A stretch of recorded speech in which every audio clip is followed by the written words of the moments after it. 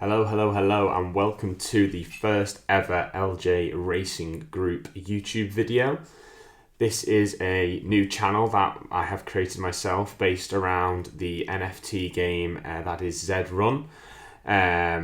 Essentially, we are going to create a new series, which we are going to call From Rags to Riches. So the idea of the series is that we want to prove that you can have a low barrier entry to Zed, essentially. So 0.25 Ethereum isn't too much. It may seem like a lot to some people, but it's not too much and it's more affordable. So we want to prove that actually you can start this game with around 0.25 Ethereum and you can actually get to the top of the tree to own hopefully a Nakamoto. That is obviously not going to be easy and it's going to take a long time and a lot of effort, but that is the plan for the series that we are going to create and I'm going to bring to you hopefully on a weekly basis. So a bit about us. So actually there is, as you can see, the name is LJ Racing Group here. This is our first stable, our actual proper stable. We have over 100 wins. I'm using the word we because I actually have a stable partner called Jimmy who will be joining us on some later videos coming up. So as you can see here, we actually own 18 thoroughbreds at the moment. We have over 100 wins and we have a pretty good win rate of over 12%. Obviously the tournament that's going on at the moment that a lot of you will already know about, where it's the free races, which we'll touch upon in later videos, means that our win rate has probably gone up slightly because obviously you're going against the lesser competitions and so on. This was just to give you an idea of essentially we do have some experience in the game. I'm not pretending that we are anything on the levels of an arbitrage racing. What the guys are doing there is quite incredible, and the stable that they've got is just mind blowing. So if we can get anything like that level, we'll definitely take that all day. But I'm not going to pretend that we'll get to that in any way, shape or form. But essentially what this is going to be about is us, what we are looking for horses. A bit of a series, a bit of an entertainment series, hopefully, and we can show you guys that we can actually improve horses on the market that are so-called donkeys. We can improve them and we can make a little bit of money on them, hopefully. So just to give you an example of a horse that we actually bought is Bugs Behemoth. So this was one of our first purchases when we in our main stable in the LJ Racing Group. When we bought this horse, we did not pay much at all. In fact, let me just have a little look at what we did pay for the horse, just so I can, let me just find that. Because this is an example, again, of what we're trying to do really with the series. So we only paid 0.12 Ethereum for this horse. And that was obviously 6 months ago, so that was a long time ago. And now if you look at the stats for this horse, it's got a 16.6% win rate. It's got an ROI of 44%. It's got quite a bit of a strong U-shape forming. So obviously it's got 13 lasts and 11 wins. So that is, there's all the good signs of what you're looking for. Plus it's a mare and it's a beauty and legendary. So, this type of horse could easily have, 5x'd in value. I think this is at least worth 0.5 towards the 1 Ethereum mark. Plus with Ethereum going up. So that's a good... a good profit on the horse, which is kind of what we're hoping to do here with the 0.25 Ethereum. Also, again, big part of the game with Zed Run is breeding and not just racing. So just to prove again, we actually bred a couple of donkeys with this horse, but we actually bred another horse called Apple's Jade. As you can see, 8.29 average odds, 16.6% win rate, very similar kind of U-shaped forming, low odds, high win percentage. The horse is an absolute machine and kind of our staple for our second, our first stable. So, this is what the aim of the series is, and hopefully we can do it. It's not 100% going to happen, but hopefully we can. Let's see. So this video is being filmed a little bit times after. So we have already put the 0.25 Ethereum in, and we have actually already spent it, and we haven't raced any of the horses. We've just spent the money on the horses. So this is the second. This is obviously OpenSea where you can buy and sell. I'm not going to go too much into detail of the basics to Zed Run. Like how to buy. There's loads of videos around that on YouTube, Sintraba Stables, etc. There's loads of different people that are offering that kind of guidance, so I don't think that's necessarily needed and what I want to bring to you guys. So obviously, if you guys think that's needed, then I can go through the very basics of how to set up a stable, OpenSea, buying and selling, etc., etc. But this is hopefully going to be more of an entertainment series to show kind of the growth from day one all the way up to day, however, day 1,000 when we eventually have our Nakamoto Genesis, which is never probably going to happen, but we've got to have an aim for the series, so that's the aim. So these are the 4 horses that we actually went and bought. So moving out, we paid 0.039. Now this actually was, if I just click onto moving out just as an example while that loads, we actually did buy these horses a little while ago. So if I just go down to the trading history here and wait for this to load, obviously there's been a bit of a price decrease since we did this, so it's probably put us in an even worse position. So this was around a month ago when we first actually did this. So at the time, 0.039 was an absolute bargain. As I'll come on to, maybe it's not such of a bargain anymore. But at the time, one of the big reasons why we bought moving out was because it was below the market at the time. You're talking 0.055, 0.06 was probably around what we should have been paying. So this was a good horse. I'm going to show you, I use what's called Hawku. A lot of you guys may know Hawku already, but essentially it's a way of filtering down the listings on OpenSea so you can find what you want.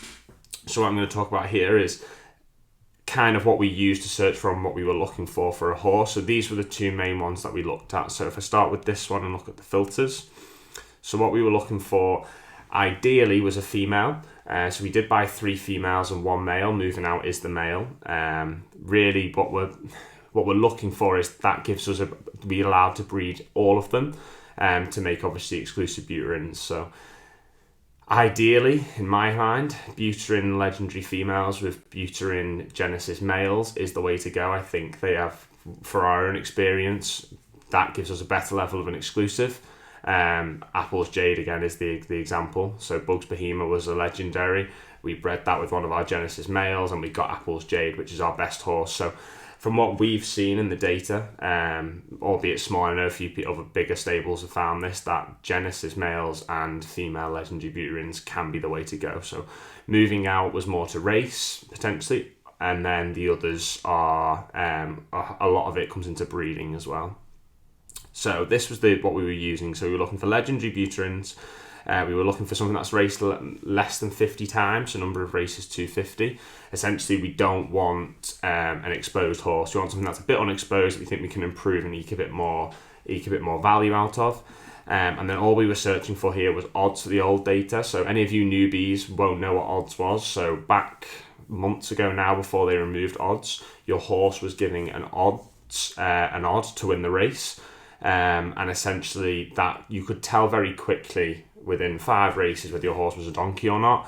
Obviously you can't do that now, but the data actually still stays in the pool for them horses. So although we're minimising what we can do, we already know much more about these horses. So I'm looking for something that's less than 14. 14 is probably the top end.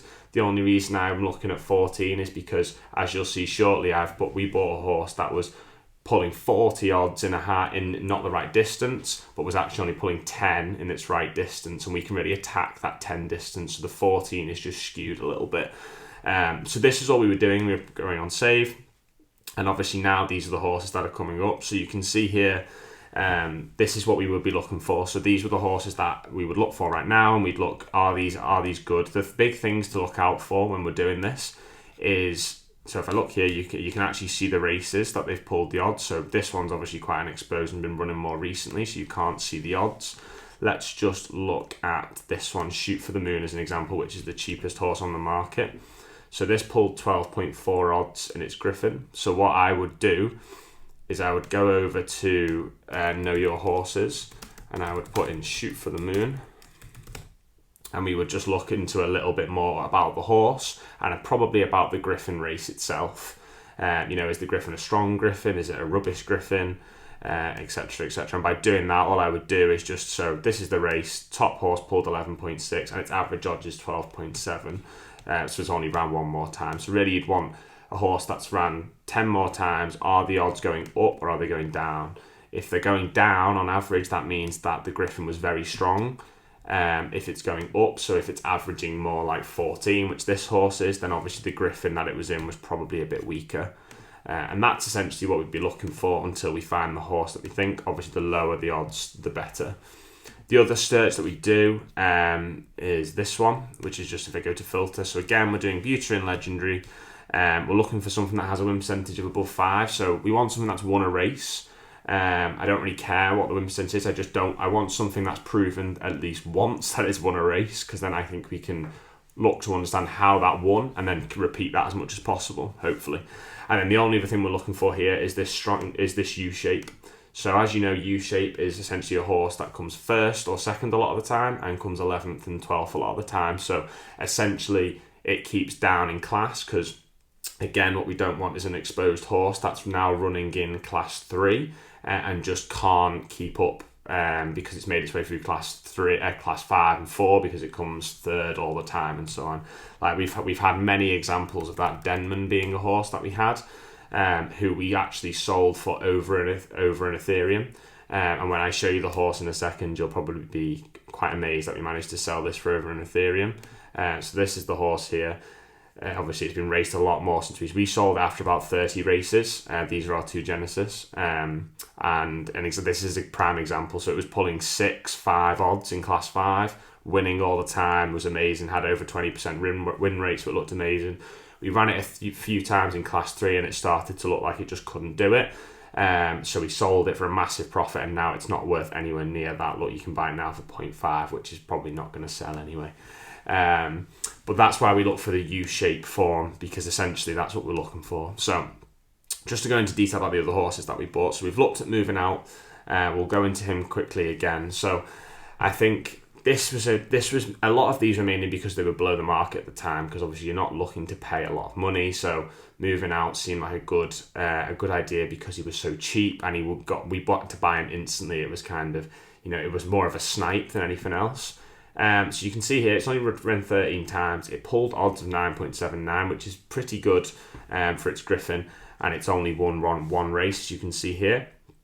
It does seem to have a bit of what we call an A shape, where it kind of goes towards the middle, but I think we can improve that because of the odds, because the odds are saying that they've had a good chance of winning. And if I click on the race itself and look at this horse here, so Cyan, or Cyan, or whatever it is, it pulled 8.78 odds in its Griffin, and then I look at it, and its average odds was actually 9.65 over 4 races.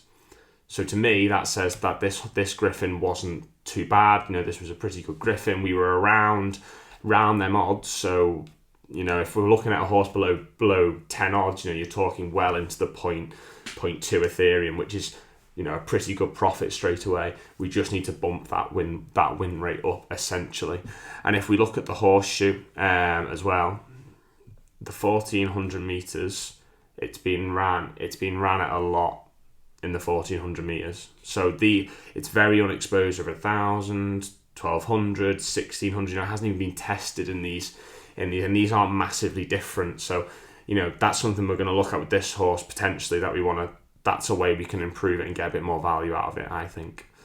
Okay, so if we go back and look at our other horses, so the next one we'll look at is Crystal Clear. So this is what I'm talking about here. This is why we had the odds a little bit higher. So this has odds of 14.8, which you'd think, wow, that's, why are we buying this? It's going to struggle to win a race, because that's quite high, really. Really want something around, 11 or lower, probably, you'd say. But this is what I was talking about before. So this horse actually pulled 45.63 odds at 1,600 meters. So, whatever happened there, it doesn't like 1,600 meters, and we would never run it against that again. And obviously 1,800 was 31. But you look here, 9 races, average odds of 10.59. That's pretty good. Does seem to like to come fourth a lot, but again, I think that's something that we can change. And if we look at the speed analysis, which I use all of these together to make my decision. But speed analysis, if we look 1,000 meters and 1,200 meters, that's good speed. So the black line is obviously the horse's speed, and the green line is the average. So we're well above the average speed for them two distances. So it looks like it's got the speed to deal with it. And obviously it's a female again, so we can find a good Genesis to hopefully breed with this. But I think if we keep running it at 1,000 meters, I think it has some potential there, because its flame rate again is pretty good, 56%. Flames are hard to know. Apple's Jade doesn't get many flames and wins all the time. So, but I'm excited to try this horse, and we'll see what we can do with it. Atomic Bomb is another one we bought, which again was massively below. So Crystal Clear we bought for 0.054, which again was low at the time, and Atomic Bomb was 0.04. And you can see we've already got an offer of 0.04 on Atomic Bomb. So if we look at her, she's actually quite a low Z number, so she said 16. So she's got the Z8 Genesis. Again, the lower Z, the better for me. She's a female, and again, the odds is what we're looking at here. So 10.39. Again, over 12 races, she's only won one, so we'd only have to win one of the next couple, and that win rate would shoot well, much higher, which is a good time to be doing at the moment with the tournaments. But you can see there that's consistently pulling 10 odds, so it should be winning more than what it has been. And I especially now, when the thing with this is, this was a long time ago that it was running, and racing, in my opinion, has got a lot easier. So hopefully we can prove that, and hopefully we can win some more races with Atomic Bomb and improve her value. And our other purchase was Loads of Fire. So again, we paid a little bit more for this one. This was 0.125. This is where the majority of our purchase came. Pretty decent horse, probably not too special, a bit more exposed, so nearly 50 races. Has won a few more, you can see here placed and showed quite a bit. So it's not a bad horse, but the really, really big thing was the breeding with this horse. So it's bred one horse, and I don't know whether any of you guys know this horse, but it looks like a bit of a tank to me. So Mianbo or Mianbao or whatever you want to call it. Someone can correct me if they want to. But it's had 222 races. It's got 157% ROI. And it's got a 17% win rate. So that, and it's got the U shape. It's got everything you're looking for a horse. So if we can repeat that, then we are absolutely quids. And as you can see, this is worth trying to sell this horse for 2 Ethereum, which it probably isn't far off that value. Maybe a bit high, but not too far off, because you're talking it's making 0.14 Ethereum profit just from racing alone. So that was the main reason why we bought Loads of Fire. To be honest, we're hoping to find a Genesis that we can breed with. The issue we've got is that we actually have spent all of our money, unfortunately, because when we put the offers in, a couple of them got accepted. So, for example, Loads of Fire was up for much more than 0.125. And when we put an offer in, we looked like we actually had no money left. So, as you can see, I'm actually trying to sell moving out for 0.05 Ethereum. Luckily, there is some, obviously the tournament races going on at the moment. So you don't actually need any money. So if I just go to the main stable and go to racing, you can see when it loads that there's loads of free races available. Obviously you don't get anything back from that, but what we can try and do is we can try and make our horses look better. So look at all these free races here. So we can be putting our horses into these races, which we'll be doing in the next episode. And we can hopefully get some wins and bump up that win rate, and then we can definitely sell for profit. So there's going to be a lot of trading going on, a lot of buying at low and selling at high if we can find any bargains. And the main improvement is going to be running the horses at the right distance, that I believe, placing them in the right races. So looking at the standard of the races, so just looking at this one, that's a bad example, but this one, for example, here, if I click on this, I'm going to be looking at the horses in this race and thinking, are these good horses? This one straight away looks quite good because it's 45 wins. Anything where it's got a high number on the left and a low number on the right, to me screams U horse. So avoiding them, that kind of thing. And then obviously the breeding's another way we can improve it. But yeah, so that's it for the first episode. Hopefully you guys enjoyed. Obviously there's going to be quite a few reactions that I'm hoping you're going to enjoy for the racing. We'll get quite excited when we're trying to win our first races and so on. And hopefully we can get to our aim of owning a Naka in the near future. But it's going to take a hell of a long time. So if you can like the video, if you enjoyed it, comment anything, any advice you can give me. Obviously we're completely new to this, so anything you think we can improve on, anything we can do better, please just let us know, and then subscribe for more and keep up to date. Thank you guys.